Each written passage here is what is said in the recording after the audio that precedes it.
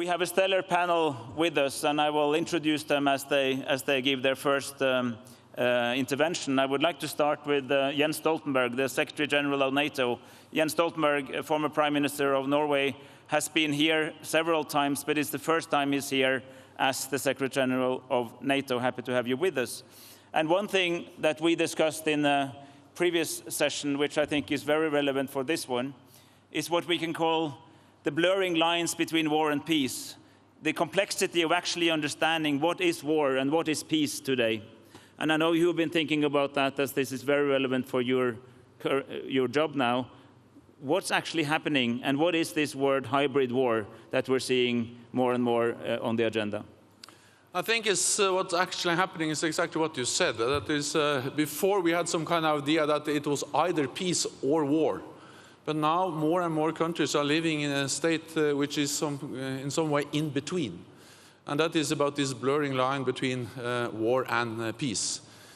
We see it when we have frozen conflicts, many places in the world. We see it when we have hybrid warfare, as we have seen, for instance, in Ukraine, with a mixture of military and non-military means of aggression, with deception, with overt and covert actions. And of course, also terrorist attacks is also a part of a mixture of peace and war. And especially when it comes to cyber warfare, it's actually possible to wage war in a time of peace. And this is really creating some new challenges for all of us, and especially for NATO. Because we have to be agile, we have to be prepared, we have to be ready to be able to respond to a much more complex and difficult security environment. And what we see is, to the east of the alliance, we see a more assertive Russia, actually using hybrid warfare in Ukraine. And to the south of the alliance, we see turmoil, terror, non-state actors posing also a great threat to all allied nations. And NATO is responding. And it's also great to sit there together with Secretary Ash Carter, because the US is leading, and it's great to have a Secretary of Defense which is so focused on the transatlantic bond which NATO represents. So our challenge is to respond to a more fragile and more dangerous security environment. I think there's a common thread, actually, in much of what we just heard, which is about the destructive power of relatively few people. And I think you, in the last session, in your conversation with Professor Schwab, you were touching on technology as a driver of that. And I think we have seen in the book that he referred to, we have pointed out exactly this point, that technology makes it possible to inflict much more damage without having neither a big army nor a particularly sophisticated organization. And that means that, once upon a time, if you had the biggest army, you were the strongest. So this large army would win over this weak army as long as the other one was not particularly sophisticated in tactics. Now this is changing. And that changes the authority of the state over other people. And I think that's a major development across the board.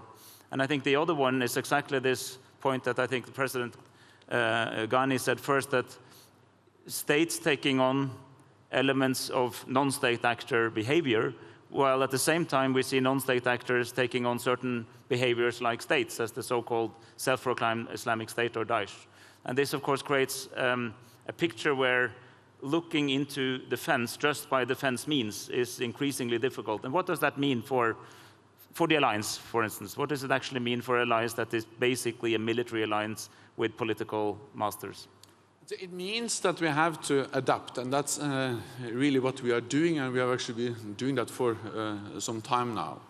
And for instance, we have to improve our intelligence, we have to improve our situational awareness, we have to improve our surveillance to be able to define exactly when we are under attack. Because in the old understanding of an attack, it was obvious. It was some kind of the idea of tanks rolling over from the Soviet Union attacking West Europe. Then it was no doubt at all.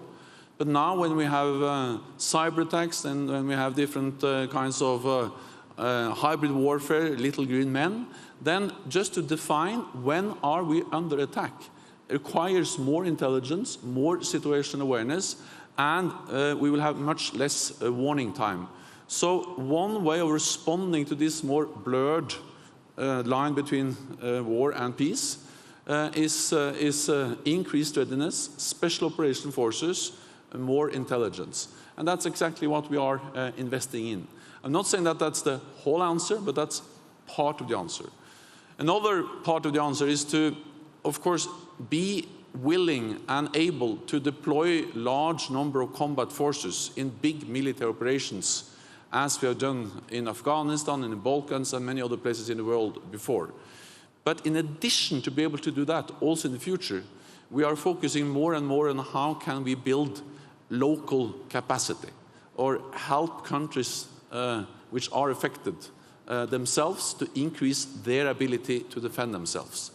And that's actually exactly what we now are doing in Afghanistan, because now NATO has ended our combat mission. So we now have 12,000 troops in Afghanistan who advise, train, and assist the Afghans. Because in the long run, it's better than the Afghans themselves take care of their own security. We support them, but they are in the front line. And actually, for over 1 year now, the Afghans have taken responsibility for their own security themselves. We will do the same we will start to train Iraqi soldiers. We give support to Jordan, to Tunisia, exactly based on the same idea. We should project stability, not always by deploying our own combat forces, but by training local forces, countries in the region, enable them to defend themselves. And therefore, it's very inspiring to see the leadership of President Ghani and your tireless effort to make Afghanistan to a better place. And I'm impressed every time I listen to you. Yeah. Secretary General Stoltenberg, when you, either as Secretary General of NATO or your colleagues who are Prime Minister, Defense Minister, and Foreign Minister are discussing where to go, how do you properly judge between the issues, and I'm referring here to Deputy Prime Minister Tarman's point that there are certain challenges which are there every day. Terrorism reminds of its existence on a weekly basis. And then you have these potential threats which are normally not occurring, which one may end up forgetting because they're not happening, and then only when they happen, you deeply regret that you didn't think about them. How can a political alliance in a proper way think the unthinkable while also managing the ongoing crises?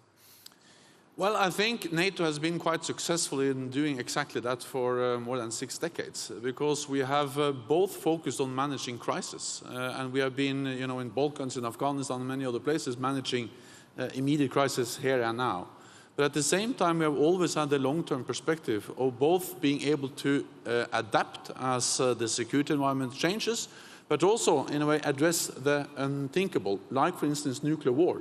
I mean, deterrence to be strong is part of what NATO is doing, because we believe that if we stay strong, then we are able to deter and actually prevent war. The reason why we want to be strong is not because we want to fight the war. It's because we want to prevent wars by being so strong that any adversary will understand that any attack on any NATO ally is doomed to fail.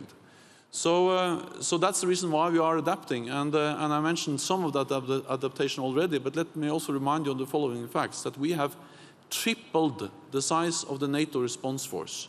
We have established a new spearhead or high readiness joint task force, which is able to move on very short notice. We have increased our military presence in the eastern part of the alliance as a response to a more assertive Russia. And we are really focusing now on the new threats in cyber and other kinds of hybrid threats. So actually, I've been Secretary General for a bit more than a year, and I'm impressed by the alliance, its ability to adapt, its ability to respond to changing security environment, and that's also the reason why this is a very successful alliance. And at the core of that alliance is the unity. 28 democratic nations. We have different views, we have many discussions, but we are able to then, by consensus, reach agreement, and then there are very strong conclusions when we reach them in a united way. Can I say something that he can't say, but that needs to be said?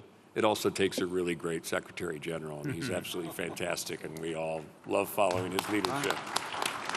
Thank you very much. Thank you to all of you.